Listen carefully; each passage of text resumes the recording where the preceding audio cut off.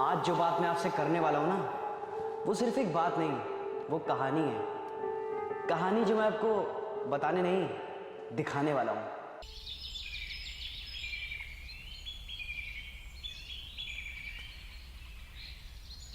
मुझे तस्वीरें लेना काफ़ी पसंद है, खास करके खूबसूरत चीज़ों की तस्वीरें लेना। और जब बात खूबसूरती की होती है तो उसमें तो हमारा जंगल भी आता है। और जंगल की तो हर एक चीज़ खूबसूरत होती है। पर वो आपने सुना ही होगा ना, जो चीज़ जितनी ज़्यादा खूबसूरत दिखती है वो उतनी ही खतरनाक होती है।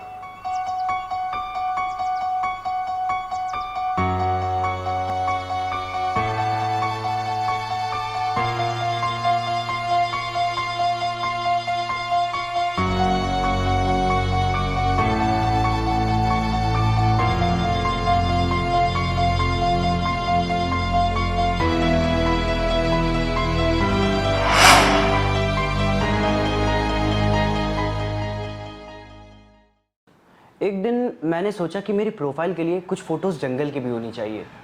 मैंने प्लान बनाया। मैंने अपना कैमरा और मेरे जितने भी इक्विपमेंट थे उन सबको पैक किया और मैं जंगल की ओर सुबह निकल पड़ा। मैंने ये सोचा कि मैं शाम तक घर वापस आ जाऊंगा। अब मैं जंगल के अंदर पहुंचा। जंगल काफ़ी घना था। मुझे चारों तरफ पक्षी और जानवरों की आवाज़ें सुनाई दे रही थी। वो आवाज़ सुनकर मैं थोड़ा सा डरा तो ज़रूर, पर मुझे इस एक्सपीरियंस से काफ़ी मज़ा आ रहा था।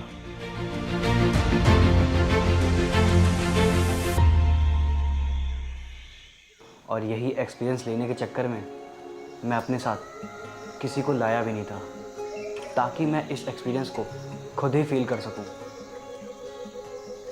अब मैं जंगल में चारों तरफ घूम रहा था और मैं तस्वीरें लेता जा रहा था। तस्वीरें लेते लेते 2-3 घंटे कब निकल गए मुझे कुछ भी पता नहीं चला। मैं तो अपने में एकदम मस्त था।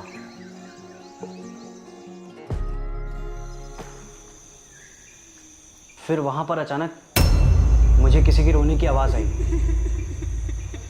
मैंने इग्नोर कर दिया, यह सोच करके कि शायद ये आवाज़ किसी जानवर की होगी।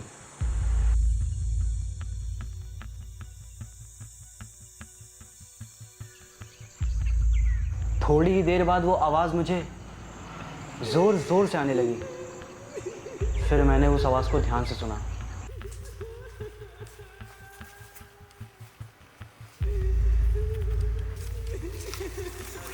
और इस बार वो आवाज़ मुझे किसी जानवर की नहीं, किसी इंसान की लगी। वो आवाज़ सुनकर मैं थोड़ा डर गया और मैंने अपने कैमरे को हाथ में लेकर धीरे धीरे उसकी तरफ आगे बढ़ता रहा।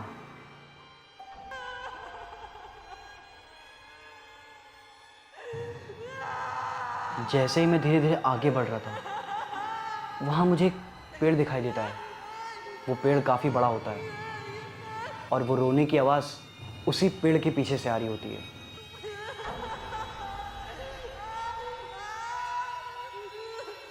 और मैं धीरे धीरे उस पेड़ की तरफ बढ़ रहा था। जैसे ही मैं उस पेड़ की तरफ आगे बढ़ रहा था, वो आवाज़ मुझे और तेज़ी से सुनाई दे रही थी। मुझे तो बिल्कुल भी अंदाज़ा नहीं था कि यहाँ पे क्या हो रहा है और मेरे साथ आगे क्या हो सकता है।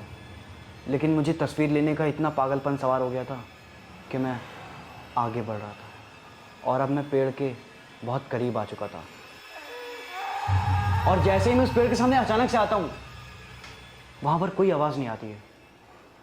वो रोने की आवाज़ बंद हो जाती है और मेरे चारों तरफ कोई नहीं दिखता है।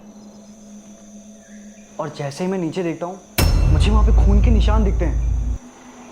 वो खून देखकर मैं काफ़ी डर जाता हूँ, लेकिन मैं हिम्मत करके उस खून के पीछे पीछे और धीरे धीरे कदम रख के आगे बढ़ता हूँ।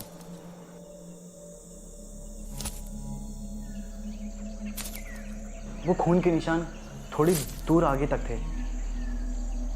मैं आगे बढ़ता जा रहा था। जैसे ही वहाँ पे खून के निशान ख़त्म होते हैं, वहाँ पर एक कागज़ का टुकड़ा पड़ा होता है।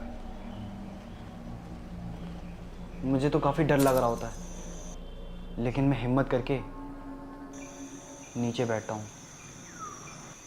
अपना कैमरा साइड में रख के और उस कागज़ के टुकड़े को उठाता हूँ। जैसे ही मैं उस कागज़ के टुकड़े को खोलता हूँ, उसमें मेरा नाम लिखा हुआ था और मुझे चारों तरफ से रोने की आवाज़ आने लगी फिर से, और मुझे पता नहीं कि मेरे साथ हो क्या रहा है। और जैसे मैं पीछे मुड़ता हूँ,